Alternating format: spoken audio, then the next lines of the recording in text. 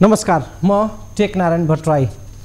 खाइपाई आएको तलब सुविधा 6 महिना पहिले नै छाड्नुपर्ने भएपछि र पार्टीभित्रैको गडबडीलाई देखाएर वैशाख 30 गतेका लागि तोकिएको चुनावमा झमेला खडा गर्ने प्रयासहरू सुरु भएका छन्। मधेसका जिल्लाहरूमा वैशाखमा होइन असोजमा चुनाव गर्नुपर्ने माग राख्दै महन्त ठाकुर राजेन्द्र महतो नेतृत्वको लोकतान्त्रिक समाजवादी पार्टी लोसपाले बखेडा सुरु गरेको छ। मधेस प्रदेशका जिल्लाहरूमा यसअघिको चुनावमा आफ्ना धेरै जनप्रतिनिधि विजयी भएका थिए। उनीहरूको कार्यकाल 6 महिना पहिले नै सकिने भयो। तलब सुविधादेखि जनप्रतिनिधिको रजगज सबै अगाडि नै खोसिने भएपछि लोसपाले वैशाखमा एकै चरणमा हुने भनिएको चुनावका लागि मन्जुर नहुने जनाउ दिएको छ। लोसपाको यो प्रपञ्चमा पार्टीभित्रको गडबडी पनि एउटा कारण मान्न सकिन्छ। पार्टी फुटको सङ्घारमा छ। चुनाव यो बेलामा कसरी फेस गर्ने उसलाई कठिनाइ छ, त्यसैले चुनाव धकेल्न पो सकिन्छ कि भन्ने उसको प्रयास र त्यो मनोदशा देखिन्छ। लोसपाका मधेस प्रदेश प्रमुख जितेन्द्र सोनलको चुनाव सार्नुपर्ने माग गरिएको त्यो विज्ञप्ति र त्यसमा महन्त ठाकुर र राजेन्द्र महतोहरूको पनि समर्थन छ त? उनै सोनललाई मैले आज सोधेको छु। त्यो संवाद आज हामीले प्रस्तुत गर्नेछौँ। आज त केसम्म भयो भने सर्वोच्च अदालतमा लोसपाबाटै निर्वाचित एकजना मेयरले 5 वर्ष कार्यकाल निर्वाध उपभोग गर्न पाऊँ भन्दै मुद्दा हाल्न गए। अदालतले अब यो कार्यकाल नपुग्ने भन्ने विवादकै अन्त्य हुने गरी ती मेयरको निवेदन दरपीठ गरिदिएको छ, इन्कार गरिदिएको छ।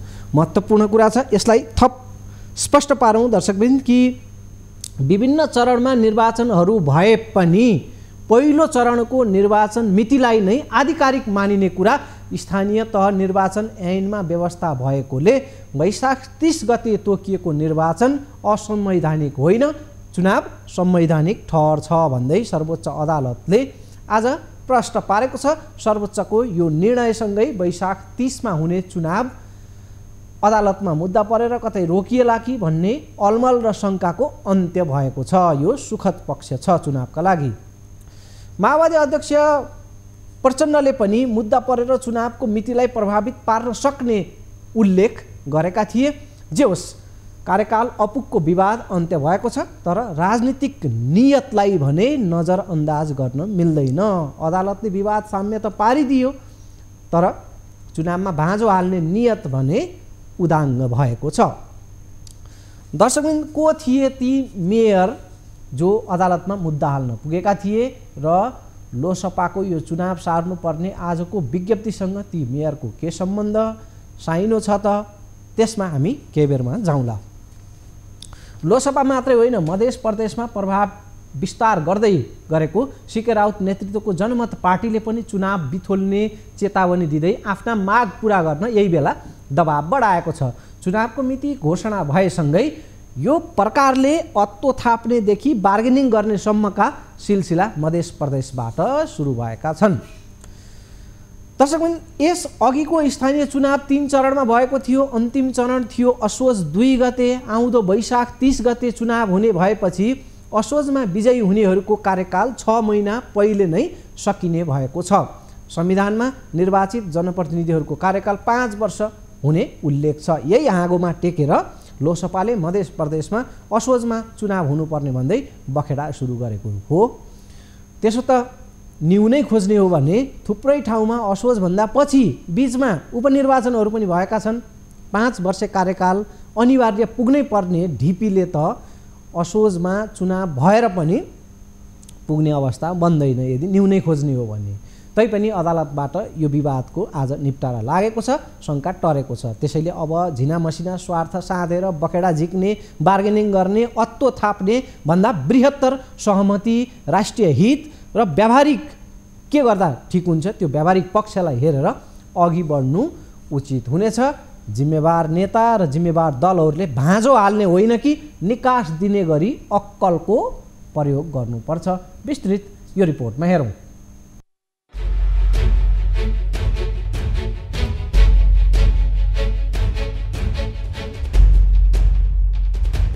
स्थानीय चुनाव मिति घोषणा भएपछि एकातिर चुनावी तयारी सुरु भएको छ भने अर्कोतर्फ दलहरूका बखेडा र बार्गेनिङ पनि सुरु भएका छन्।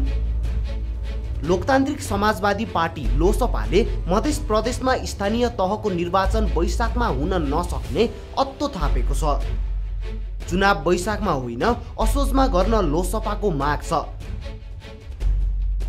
उता सीके राउत नेतृत्वको जनमत पार्टीले किसानका माग पूरा नभए चुनाव बिथोल्ने धम्की दिएको छ। मधेसमा चुनावलाई लिएर झमेला खडा गर्ने क्रम सुरु भएको छ। सरकारले वैशाख 30 गते देशभर एकै चरणमा चुनाव गर्ने घोषणा अस्ति सोमबार गरेको थियो। यस अघिको स्थानीय चुनाव 3 चरणमा सम्पन्न भएको थियो। 2074 वैशाख 31 गते पहिलो चरण, असार 14 गते दोस्रो चरण र असोज 2 गते तेस्रो चरण। पहिलो चरण वैशाख 31 मा निर्वाचित हुनेहरूको त 5 वर्ष अवधि पुग्छ, तर असारमा निर्वाचितहरूको 2 महिना घटी र असोजमा निर्वाचित हुनेहरूको झन्डै 5 महिना अवधि अपुग हुन्छ। संविधानमा स्थानीय निर्वाचनमा जनप्रतिनिधिको कार्यकाल 5 वर्षको हुनेछ भनेर प्रष्ट लेखेको छ। संविधानमा तोकिएको त्यो 5 वर्षे कार्यकाल पूरा गर्न पाउनुपर्ने माग राख्दै लोसपाले वैशाखको चुनाव असोजमा सार्न विज्ञप्ति मार्फत आग्रह गरेको छ। वैशाखमा चुनाव गर्दा असोज 2 गते निर्वाचित भएका मध्य प्रदेशका जनप्रतिनिधिको अधिकार कुण्ठित हुने लोसपाले बताएको छ।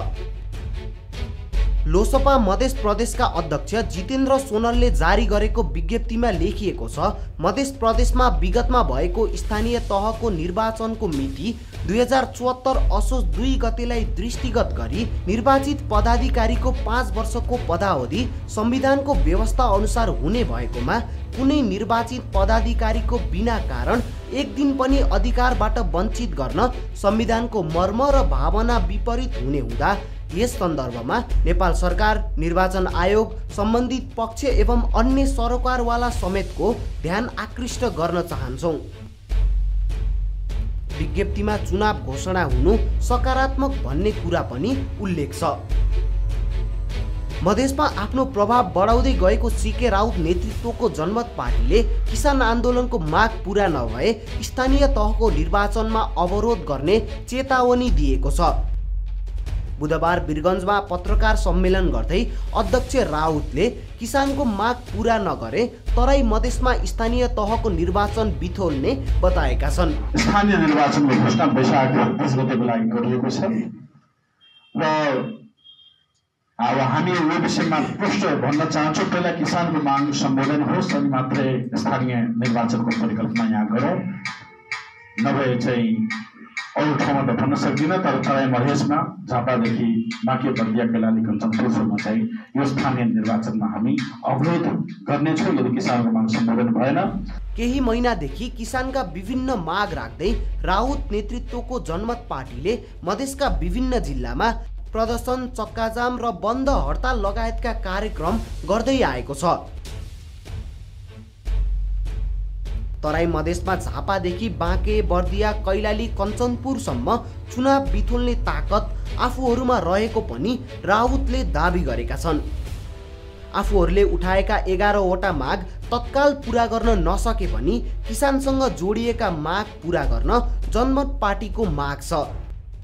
सीके राउतले निर्वाचनमा भाग लिन आफूहरू पनि तयार रहेको, तर त्यो भन्दा पहिले किसानका माग पूरा हुनुपर्ने अडान अघि सारेका छन्।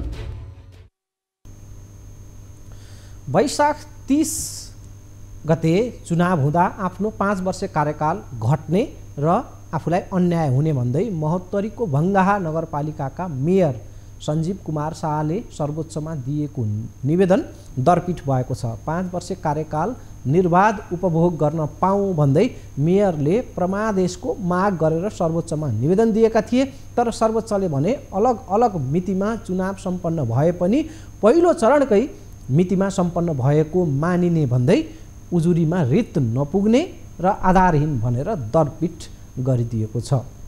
आज बुधबारको यो सर्वोच्च अदालतको निर्णयले 2074 सालमा भएको दोस्रो र तेस्रो चरणको स्थानीय तह निर्वाचनबाट निर्वाचित जनप्रतिनिधिहरूको कार्यकाल 5 वर्ष नपुग्ने भन्दै भइरहेको यति बेलाको विवादलाई अन्त्य गरिदिएको छ।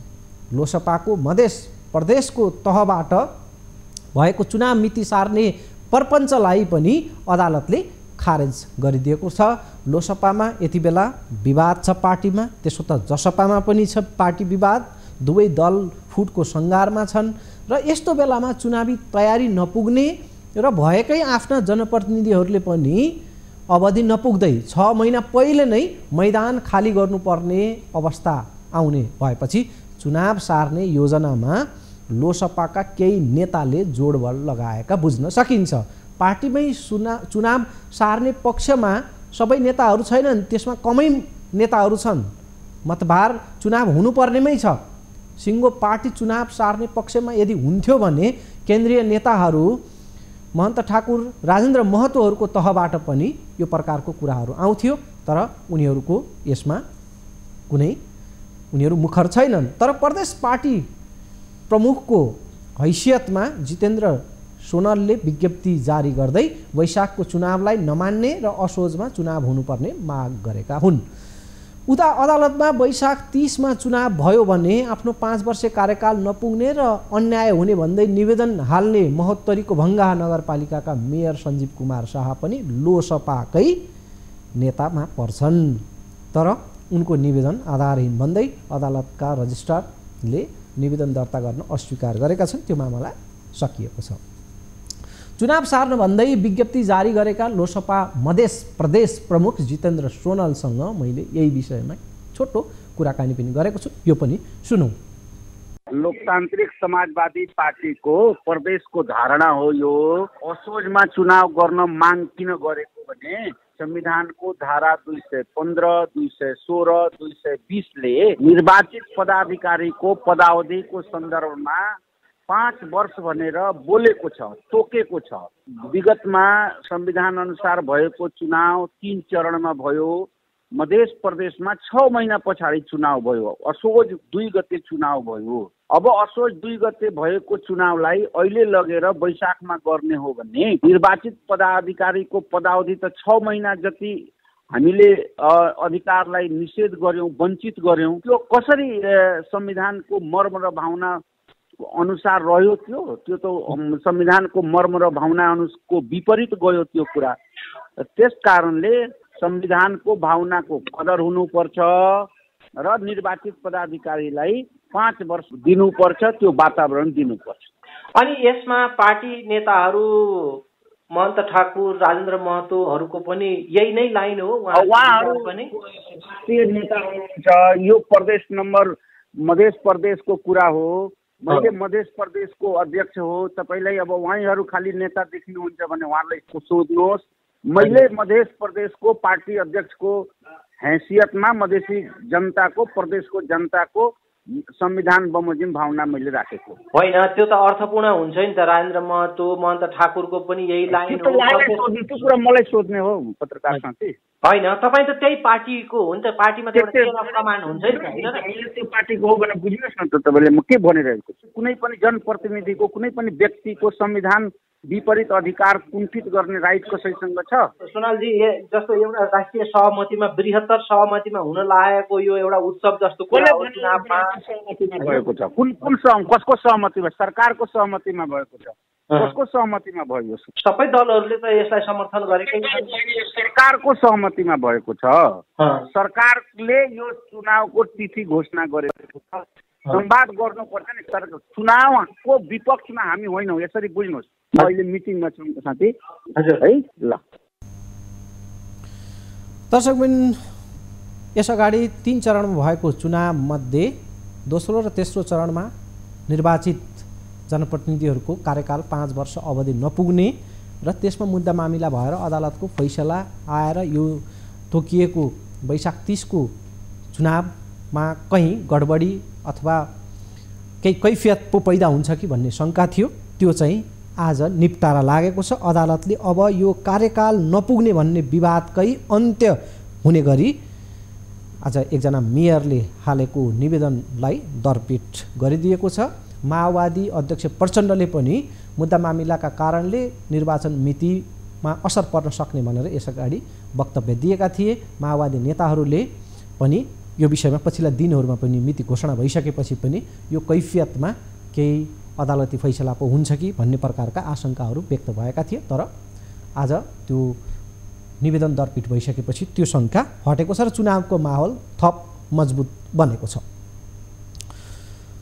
अब छोटो विश्राम लिगौँ, त्यसपछि बाँकी प्रसङ्ग हुनेछन्। लाइफ बोय, हात धुने समयका साथमा लाइफ बोय।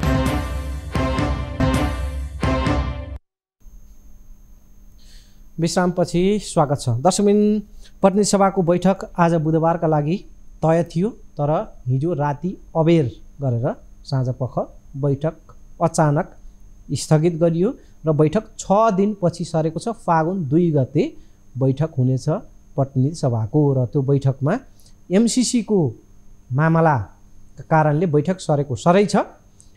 एमसीसी के अब फागुन 2 गते बैठकमा अघि बढ्ला त, यस विषयको चर्चा हामी एकछिनमा गर्नेछौँ र एमसीसीकै विषयलाई लिएर सडकमा प्रदर्शनहरू भइरहेको छ। त्यही प्रदर्शनका क्रमका केही दृश्य र अभिव्यक्तिहरूलाई अब यहाँनिर जोडौँ। राष्ट्रिय जनमोर्चाका अध्यक्ष चित्रबहादुर केसीले अमेरिकाले एमसीसीका नाममा खसी देखाएर फर्सी भिडाउन खोजेको आरोप लगाएका छन्। देखाउने खसी, भिडाउने फर्सी। जनमोर्चा सत्ता गठबन्धनमा पनि छ, तर एमसीसीको विरोधमा सडकमा पनि उत्रिएको छ। गठबन्धनभन्दा माथि देश हो भन्दै चित्रबहादुर केसीले बरु जाबो त्यो गठबन्धनलाई छाडिदिने तर एमसीसीमा सहमत नहुने प्रश्न पारेका छन्।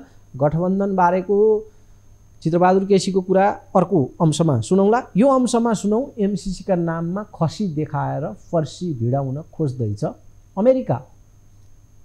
यो यसरी यो एमसीसीलाई तपाईँ चाहिँ नि पारित गर्ने बेलामा नेपाली जनताले यो थाहा पाउँछन्, नेपाली जनताले यसको विरोध गर्छन् भन्ने कुरा एमसीसीमा सही गर्नेहरूलाई थिएन। एमसीसी नेपालमा लादेर नेपाल राष्ट्रलाई बोकाएर आफ्नो बाफ बहिनी सार्ने, नेपाललाई तपाईँ चाहिँ अमेरिकी रणनीतिमा सामेल गर्ने योजना धेरै मान्छे थाहा छैन। तर जो अमेरिकाको पक्षमा काम गर्ने राजनीतिक पार्टीहरू, प्रशासनमा बस्ने मान्छेहरू, कतिपय सबै होइन, कतिपय तपाईँ चाहिँ मिडियामा काम गर्ने मान्छेहरू एमसीसीको भजन गाइरहेका छन्। नेपाली जनता के भेडा हुन्, बेकुब हुन्? त्यो पैसा आएर यहाँ चाहिँ विकास हुने भए, विद्युतको विकास हुने, बाटोको विकास हुने भएपछि नेपाली जनताले यस्तो जुलुस गर्नुपर्ने, विरोध गर्नुपर्ने, हामीलाई चाहिने भन्ने कुरा आउँथ्यो। होइन नि, देखाउने खसी, खुवाउने फर्सी हो अमेरिकाको। यहाँ उसले तपाईँ चाहिँ यो एमसीसीको माध्यमबाट नेपाललाई तपाईँ चाहिँ आफ्नो रणनीतिक योजनाभित्र राख्न चाहन्छ। राजनीतिक पार्टीहरूलाई खरिद्छन् विदेशीहरू। मलाई त थाहा भयो नि, 3 पटक सदनमा गएर हेरेँ नि मैले।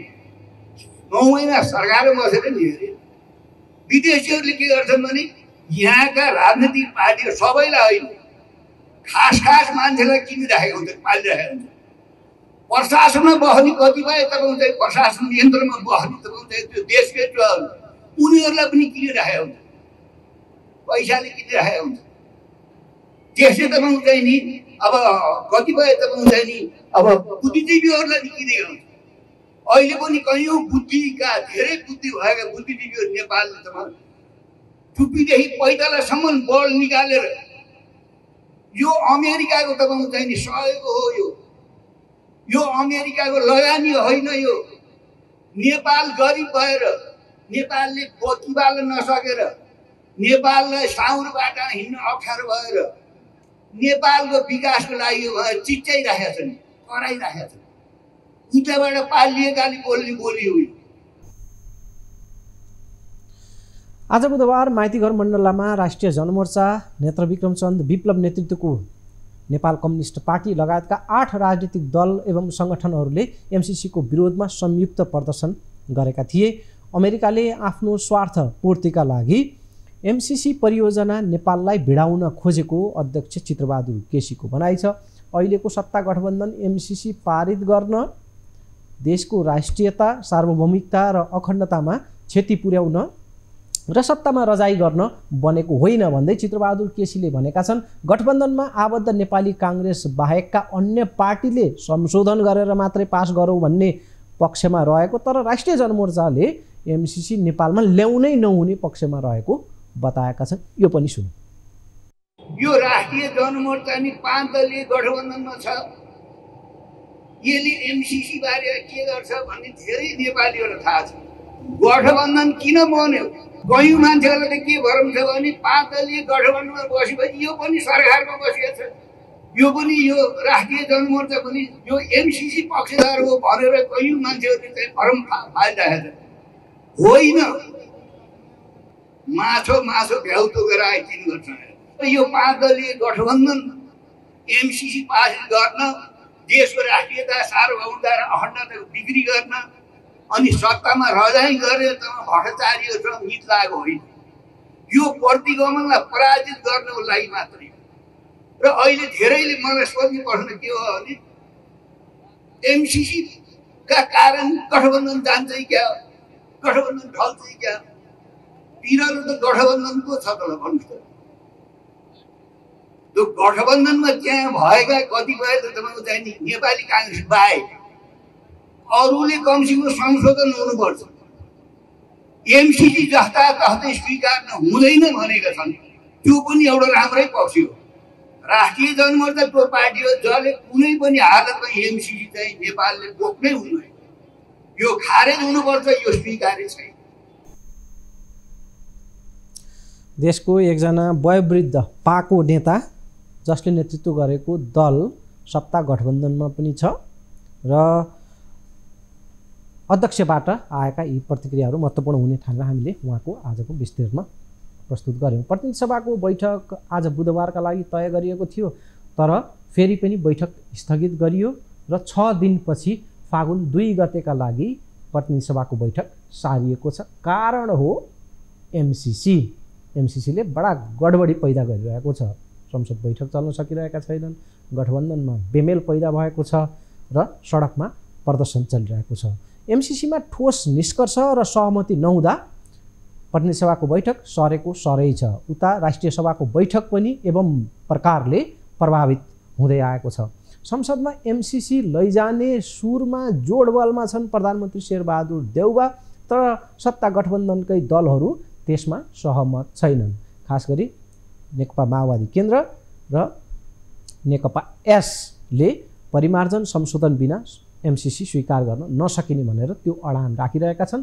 त्यस कारणले सत्ता गठबन्धन बीचमै सहमति हुन सकिरहेको छैन र त्यस कारणले संसदमा त्यो अगाडि बढ्न सकिरहेको छैन। अब बस्ने फागुन 2 गतेको संसद बैठकमा एमसीसी अगाडि बढ्ला, एमसीसी विवादका के परिणामहरू यो बीचमा देखिन्छन्, त्यसले नै गठबन्धन रहने वा गठबन्धनमा फेरबदल हुने, टुट्नेदेखि आगामी सरकारको स्वरूप कस्तो हुने हुँदै चुनावी तालमेलसम्मका असर र प्रभावहरू देखा पर्नेछन् एमसीसीका कारणले।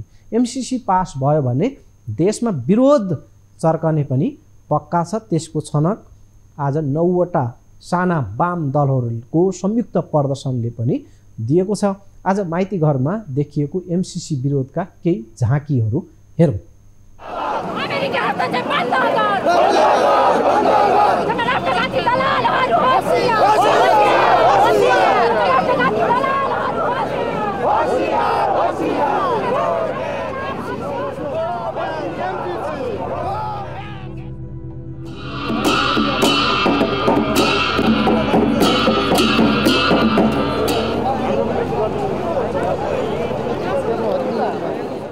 बसभन्दा अर्ब मात्रै होइन, बसभन्दा खर्ब र हजारौं खर्ब हाम्रो देशमा बगाएर आफ्नो अधिनायकत्व लागू गर्न चाहन्छ भने त्यो नेपाली जनतालाई मान्ने छैन, त्यो हामीलाई मान्ने छैन। विषय पैसाको होइन, विषय स्वाधीनताको आन्दोलनको, हाम्रो स्वाधीनताको, हाम्रो माटोको हो। यदि देशलाई बेचेर लेन्डुपे बनेर यही देशमा शासन गरेर रमाउन चाहन्छौ भने हामी खबरदारी गर्न चाहन्छौँ तिमीहरूलाई यो देशमा ठाउँ हुने छैन। पुरा पैसाको होइन, यहाँ पुरा राष्ट्रिय स्वाधीनताको। अहिले हामीलाई अमेरिकाको पैसा चाहिएको छैन, चाहे खर्बौं पैसा होस्, हामीलाई अमेरिकाको पैसा चाहिएको छैन। अहिले हामीलाई अमेरिकाको शासन पनि चाहिएको छैन।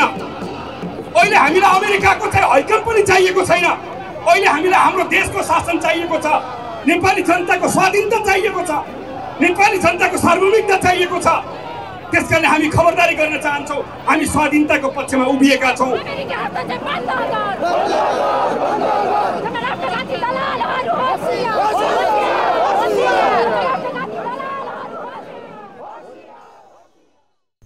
दर्शकबिन, यो प्रकारले एमसीसी मामलाले सदनलाई प्रभावित पारिरहेको छ। संसद बैठकहरू चल्न सकिरहेका छैनन्। दलहरूलाई एमसीसीले विभाजनसम्म खडा गरिरहेको छ। दलहरू बीचमा मतान्तर बढाइरहेको छ र सत्ता गठबन्धनदेखि जनताको बीच हुँदै सडकसम्ममा यो माहौल अहिले खडा भएको छ। एमसीसीको पक्ष र विपक्षमा जनमत निकै विभाजित छ। हवस् त, कार्यक्रमको निर्धारित समय सकिएको छ। अहिले बिदा हुन्छु। नमस्कार।